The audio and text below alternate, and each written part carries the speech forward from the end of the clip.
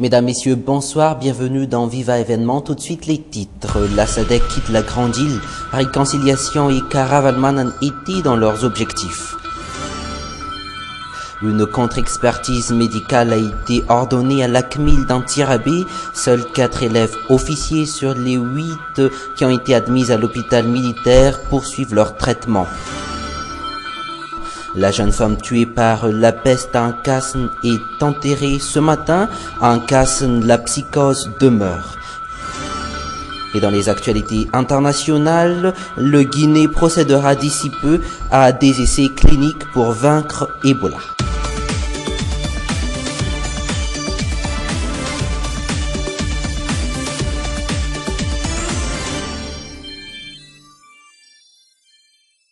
Mais avant de développer ces titres, cette dernière information sur la prestigieuse compétition africaine de football, la CAN. Le Guinée équatorial va organiser la Coupe africaine des Nations du 17 janvier au 8 février 2015 en remplacement du Maroc. Le pays a fait déjà ses preuves en 2012, il y a 2 ans lorsqu'il a co-organisé la CAN avec le Gabon. Le président de la CAF a donc gagné son pari de trouver un successeur au Maroc en un temps record.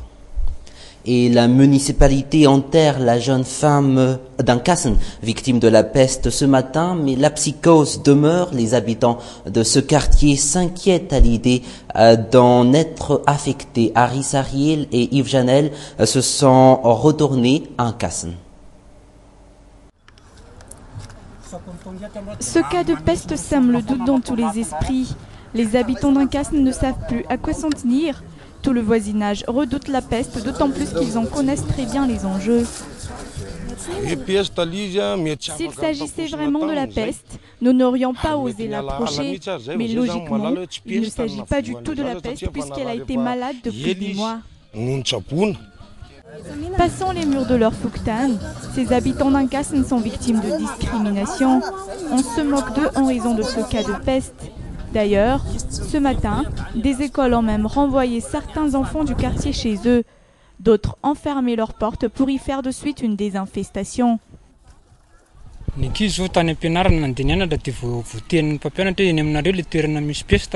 Même certains enfants ont été renvoyés de l'école sous prétexte qu'ils portent la peste. La peste débarque à nouveau dans la capitale. Vrai ou faux? Ici, tous vivent dans le doute. Mais le fouktan d'Nkasn a pris les taureaux par les cornes. Il a de suite demandé une désinfestation et une dératisation de tout le fouktan. Mais pourquoi ce cas de peste en pleine ville? Pour beaucoup, cela pourrait s'expliquer par le manque d'hygiène et de propriété dans de nombreux quartiers dans Nkasn. Quelle est la situation dans ce quartier? Élément de réponse dans ce reportage de Thiour Arsou sur les images de Yves Chanel. Au bout de 35 ans, Ranen et sa famille peuvent enfin installer des toilettes chez eux. Nous n'avions pas les moyens, c'est pour cela que nous devions attendre toutes ces années avant d'en arriver là. Aujourd'hui, nous pouvons enfin jouir de vraies toilettes à nous, rien qu'à nous. Les travaux vont nous coûter 50 000 ariars, c'est un peu cher mais ça en vaut la peine. Ces eaux malpropres inondent les quartiers d'Nkasn, surtout en saison de pluie. Elles inondent même les habitations. Des eaux malsaines qui proviennent de ces divers canaux où le voisinage déverse tous les matins les contenus de leur pot de chambre.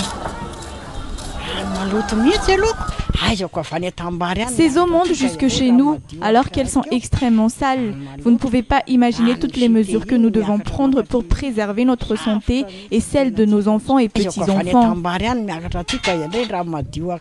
Ici, les saletés et les matières fécales flottent sur ces eaux, alors que des enfants prennent du plaisir à jouer avec. Vivre dans l'insalubrité fait partie du quotidien de ces habitants d'Nkasn. Un problème qui remonte jusqu'à la mentalité de tout un chacun ici. Après ce cas de peste ayant coûté la vie à un des leurs, les responsables au niveau du fouktan ont décidé d'entamer de suite une campagne de sensibilisation. Nous nous adressons à tous les habitants du Fuktan d'Ankasni. Veuillez s'il vous plaît respecter la propreté, évitez de jeter vos ordures ménagères partout, évitez de boucher les canaux par vos déchets, veuillez organiser quotidiennement des travaux d'assainissement et de nettoyage de vos quartiers. Et pour résoudre les problèmes d'insécurité, veuillez vous inscrire au sein du Fuktan.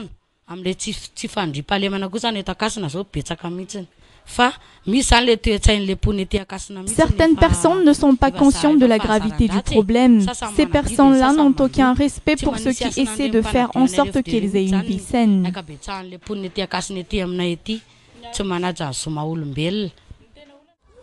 90% des habitations d'Ankasni ne sont ni dotées de salles de bain ni de toilettes. Là se situe le fondement du problème. Certes, il faut changer la mentalité de ces gens, mais le problème c'est surtout que la plupart d'entre eux vivent comme ça malgré eux, car ils n'ont ni toilette ni salle de bain chez eux.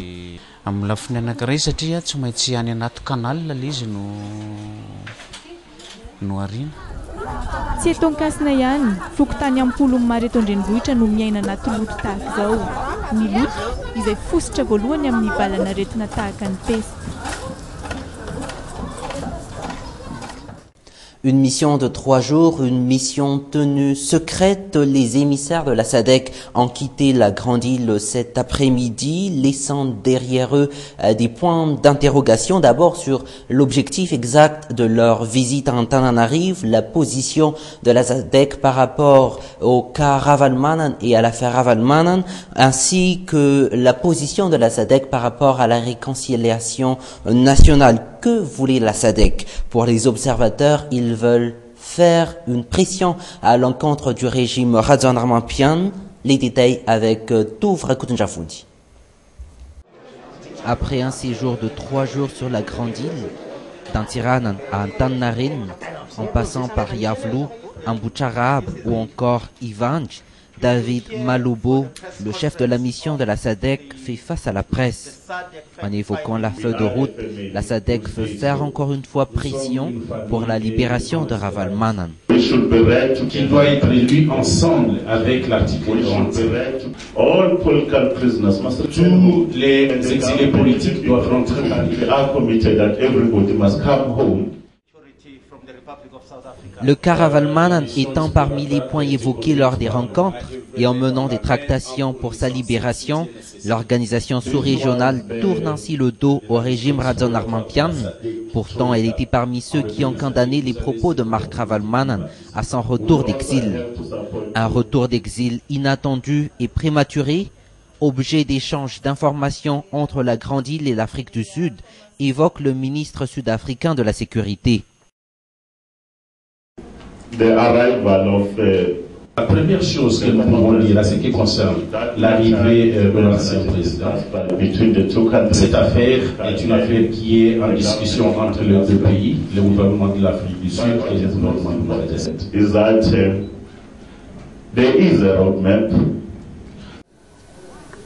En quittant la Grande Île dans l'après-midi, la SADC ouvre une brèche et laisse derrière eux des questions sans réponse et des points d'interrogation. Y aurait-il eu un accord entre Razandramanpian et Marc Ravalomanana ou non? Questionné sur l'objet de son rencontre avec l'ancien exilé d'Afrique du Sud, le chef de l'État a choisi d'éviter la presse ce matin. Que fera donc l'exécutif sur le sujet Ravalomanana? Procéder à une réconciliation nationale ou faire appliquer l'état de droit? Le flou réside. En attendant, le Conseil de ministres d'hier a adopté le projet de loi sur la Haute Cour de justice, la seule juridiction compétente pour juger un chef d'État, mais seulement pour les crimes qu'il aurait commis dans l'exercice de ses fonctions. Le projet de loi sera soumis au vote de l'Assemblée d'ici peu. Une prise de fonction officielle pour le nouveau gouverneur de la Banque centrale, Alain Hervé Raslouf-Njfb, prête serment devant les juges de la Cour suprême ce matin. Une audience solennelle en présence du chef de l'État et des corps constitués.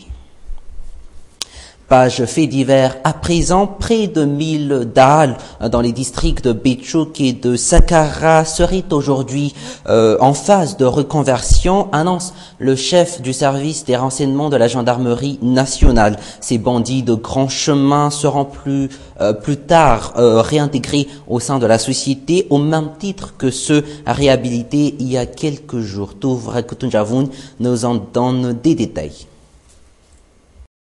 Une réédition des dalles devant le chef du gouvernement, des images presque parfaites mais amusantes pour beaucoup. Sur la toile ou dans la rue, elle est même ridiculisée par l'opinion. Moi je trouve toute cette histoire de dalles repentis ridicule. Il faut les punir et appliquer la loi. Ce repentir ne suffit pas pour pardonner et oublier tout le mal qu'ils ont fait. Ces dalles, comme leur nom l'indique, sont des meurtriers. C'est sûrement une bonne chose pour le pays et pour nous tous. Mais un jour, ils en auront sûrement marre de jouer aux gentils et reprendront leurs mauvaises habitudes. Face à la presse ce matin, le chef de service de renseignement de la gendarmerie tente de convaincre l'opinion. Il parle d'une autre réédition, celle d'un millier de dalles dans le district de Béchouk et de Saqqara.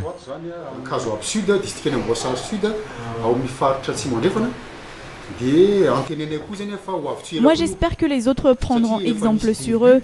Tenez par exemple, dans la commune rurale de Tanjan, certains parents craignent la réinsertion de leurs fils au sein de la société, des fils d'Aal qui veulent aussi se repentir et rattraper leurs erreurs.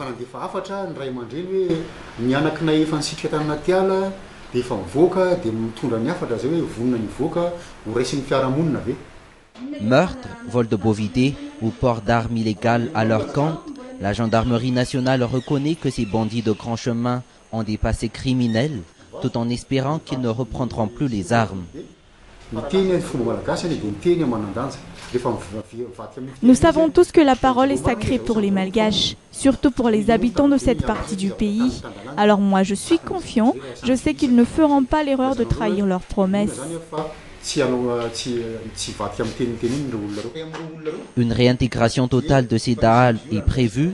Les autorités réviseront leur autorisation de port d'armes, de même pour leur carte d'identité nationale. Se souvenez-vous de cette affaire de bisoutage officiellement appelée par l'armée période d'initiation qui s'est mal terminée au sein de l'académie militaire d'Antirabé? La santé de ceux qui ont été hospitalisés commence à se rétablir. 4 des 8 élèves officiers ont pu déjà rentrer chez eux. À Antirabé, une contre-expertise médicale a été ordonnée. Anessou et Yves Janel ont fait le suivi de cette affaire. Période d'initiation, telle est l'appellation de la période de 45 jours au sein de l'académie militaire. Une première étape de formation, une période faite pour préparer mentalement que physiquement les élèves officiers. La période d'initiation ou stade d'initiation est la première étape à franchir afin d'adhérer au sein de la CMIL, une phase commune de base ou FCB. Durant cette phase, les élèves officiers seront amenés à adhérer entièrement dans la mentalité militaire et de faire une croix sur la mentalité civile.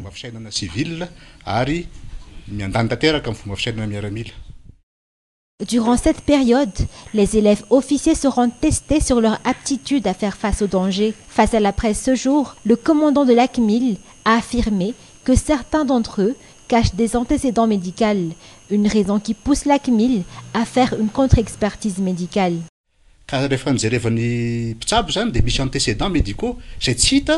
Il y a certains des élèves officiers qui ont des antécédents médicaux inaperçus durant les visites médicales au sein de la CMIL. Voilà pourquoi on a envoyé ces 8 blessés à l'hôpital militaire afin d'être rediagnostiqués. En tant que commandant de la CMIL, je demande une contre-expertise médicale afin d'évaluer ceux qui sont aptes à rester à la CMIL.